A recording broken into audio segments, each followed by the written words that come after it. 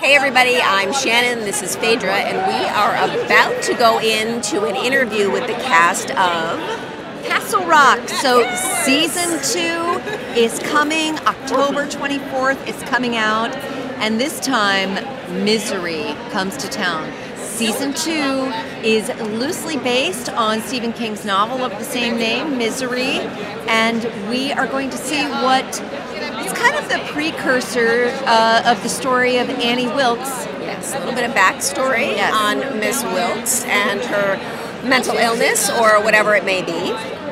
And we'll get a chance to talk to a bunch of the cast members, and we are bringing it to you right here, right now, from New York Comic Con 2019.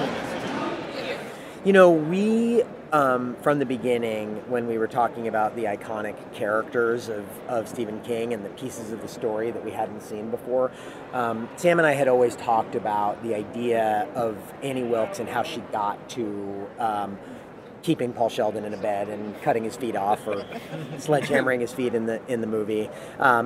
You know, and the idea of how she became that person, how she became that super fan. I mean, and part of what was, I think, really interesting was, if you think about it, he wrote that book 33 years ago, before the word toxic fandom or any of those ideas were really in the mainstream, you know? I mean, he was really ahead of his time. And so trying to think about, like, and as a super fan myself, as a Stephen King super fan myself, like, I think there was always a part of me that really felt connected to Annie and her toxic fandom, if you will. And so, but the question of, like, how she got there and how she arrived at such a crazy place, and what is the humanity that kind of it lurks underneath her, was really something that from the beginning we were always excited to do. And in season 1 we wanted to kind of build or write a song in the key of Stephen King without sort of going so directly into the canon. But the idea was always to be able to do both of those things, and that's where Annie felt like the sort of perfect way into season 2. My question is about stepping into a role that was so iconically played by Kathy Bates. How do you take something like that and make it your own? Yes, it was definitely a daunting proposition, because I'm such a fan of that performance and her in general. But I guess the scripts and the show did a lot of the heavy lifting for me, because that Annie is really on her own, which just changes a person. This Annie, she has a daughter, she has to interact with the public, she's moving through the world, she's working, and so just by virtue of that, it will feel different. You know, I don't remember Annie going through anything in Misery that really terrified her until maybe the very end. There's plenty of stuff in Castle Rock that really scares her. So taking an iconic role of somebody who really shows no fear, and then putting her in situations where she has to show a lot of fear or experience a lot of fear, like, it kind of helps to put her in different circumstances, and hopefully that'll make it feel like my own and not a terrible bad ripoff of what Kathy Bates did, who's amazing. Do you think that Castle Rock is bringing Stephen King to a new generation? I mean, ask this young child. I am a new generation.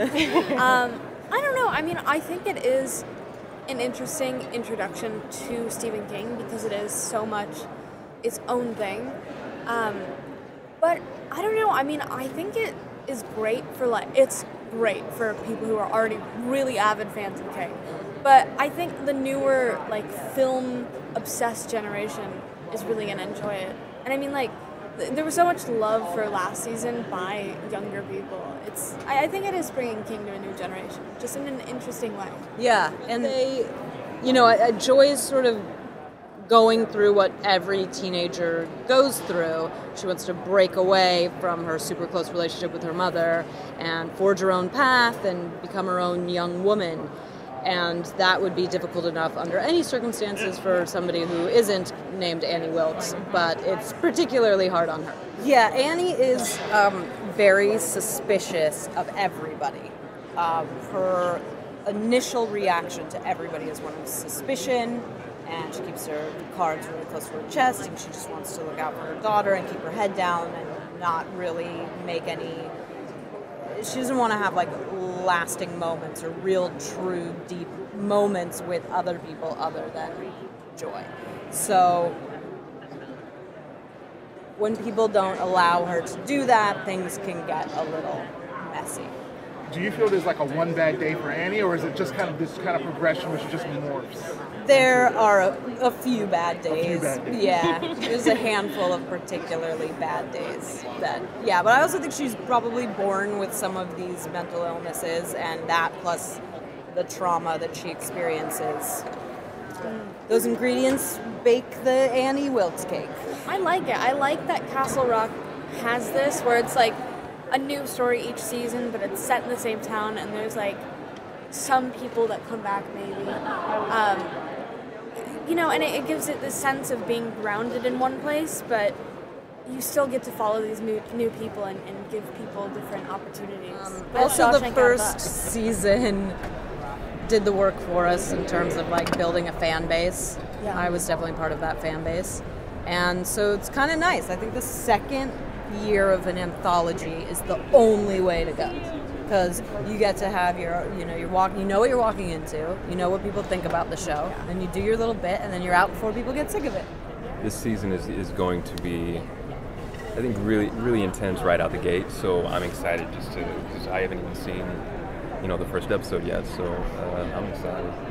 I think sometimes you have a sense when you're shooting something of how it's going to kind of fall on people, and I think because it's genre and because there's like we're scaring people and making creepy things happen, a lot of that stuff doesn't necessarily happen when we're shooting. A lot of that stuff gets added, so I'm really curious to see like what it's going to look like.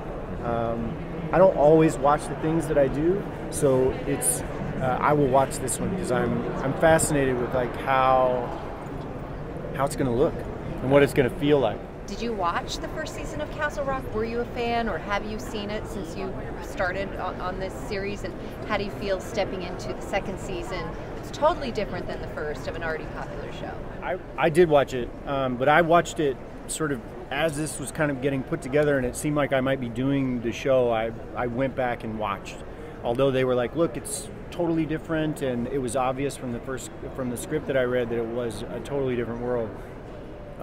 But I loved it. I thought the first season was kind of a big seller for me to want to do this season. It was so beautiful, but I love the complexity and the sort of the weirdness and of like what Melanie was doing, and just there was so much weirdness in that show. And I love Andre Holland. I've known Andre for a long time, and I was really I think you feel a certain responsibility because you can tell that like people love this show, so don't fuck it up. You know what I mean? Like don't. There's a little pressure. Yeah, so there is a pressure, but I applaud Dustin, Thomason, and the writers.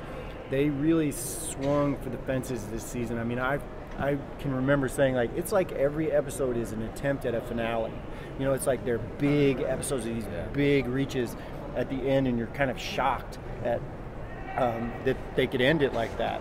Every time we received a new script, it was like, oh wow, there's a lot going on in this one. There's just a lot, which is exciting and fun to like be a part of trying to really stretch and do a lot. So I play Dr. Nadia Howardegg. So she runs the local hospital in the area, and Annie Wilkes comes to work there when she finds herself in this town. And I think Nadia finds her very intriguing, and I think she thinks of her in terms of she's a bit of a conundrum. She can't quite work her out. I think that's the thing, yeah. We are the Somali family, yes. Are you guys married? No, we're siblings. Siblings, yeah. Okay. And we don't move into Castle Rock. We were raised by Pop Merrill. Yeah. Oh, okay. We adapted her. Our two characters are not penned by Stephen King. They were created by Dustin to be in this world. So they're new characters to the fans. So it'll be interesting to see what you guys make of it. This is definitely a drama where you might, but what I find most interesting, who's bad might not necessarily be bad, and who's good might not necessarily be good. So there's bigger questions, and it being Stephen King, there'll be a lot of there'll be supernatural forces at work. So yeah, expect that. what they've done in a very clever way is that they've taken what you guys liked about the first series and developed it, put it into the second one. I've not watched the first series because I didn't want it to influence what we did in the second one. And I think narratively, and I think this is one of the exciting things as well, is that there's different narratives that people can connect with. And then I'd be interested to see what people connect with, whether the first characters that they really enjoyed, or maybe they were taking to other people. Because I think everyone's story kind of grows, but there's several narratives that kind of constantly overlap. In an anthology format, part of what's fun about that, about telling a Stephen King story that way, is that you get to start over sort of each season, and you get to introduce characters and introduce fans to and the audience to a new set of characters and a new story, and so you don't have to have seen season one. But the people who are watching all along are going to be rewarded as they keep the faith. You could make infinite number of remixed Stephen King stories because there's so much opportunity. There's so many stories. There's so many. I mean, look, he's written 500 short stories. Like, you could do a whole season of Castle Rock that was just adapting all the short stories that people have never seen. You know, and so again, like, I think that for me, it's all about the sort of the story that we set out to tell from the beginning, and these threads that I was talking about that sort of spin out over many seasons, and how can we kind of get to that. I won't tell you exactly how long that is, but this one, you know, if last season to me the focus was the town. You know, yeah, right. And so it was about introducing the town, and of course Shawshank and its role in the town. This season is really, you know, Annie is our way in, but at the same time, it's really a much bigger story than that. And you have this sort of tale of two cities. You have Salem's Lot, you have Castle Rock, and so I think that part of what feels exciting to me is, even if, you know, Misery arrives on October 23rd, the truth is, when Misery arrives, there's a lot more to it than just the beginning of Annie's story. All right, so we just finished up the roundtable interviews. We got a brief glimpse of Tim Robbins, who's a big star of this cast, but he breezed in and he breezed out. We didn't get a chance to talk to him, but we did actually see him. But we did get to talk to Lizzy Caplan, who is going to play Annie Wilkes, and if you've seen the trailer for this, you know she is going to be incredible. Comparing her to, oh God, I blanked on her name. Kathy Bates. Kathy Bates. Oh my gosh, yes. sorry. So she's going to be amazing in this role, and I think that this is going to be, that they were saying that this is going to be huge every episode. Every episode's like a cliffhanger. Like right out of the gate, there's no like slow build, because this show's been done before. Like, they've introduced us to the concept. So it's going to be, yeah, every episode's going to be like that. I also have to say that I'm super excited about Elsie Fisher. So if you don't know Elsie Fisher, she's a young actress. I think she's 16 maybe, and we both know her from 8th grade. Right. She was a phenomenal actress in that movie. Yeah. I mean, that movie seemed more like a documentary. She was so good. She was so good, and she is just so well spoken, such a great actress. So I think between Lizzy Caplan and Elsie Fisher, who plays her daughter, kind of understand what makes Annie Wilkes tick. Right. And then from what we know, there's sort of some conflict between them and Tim Robbins' family. He plays someone named, what's he play? Pop Merrill, I think? Pop, okay, yeah. So anyway, we're super excited. It drops on October 24th. The first 3 episodes are going to drop, and then they'll have one released each week. Right. So stay tuned. We want you to join us. And if you haven't, be sure to check us out, our Facebook group, TV and Movie Discussion with Stinger, where we're going to be talking all the ins and outs as we watch it. Definitely. And for everything else, be sure to check out StingerUniverse.com. And until next time, see you guys. Bye.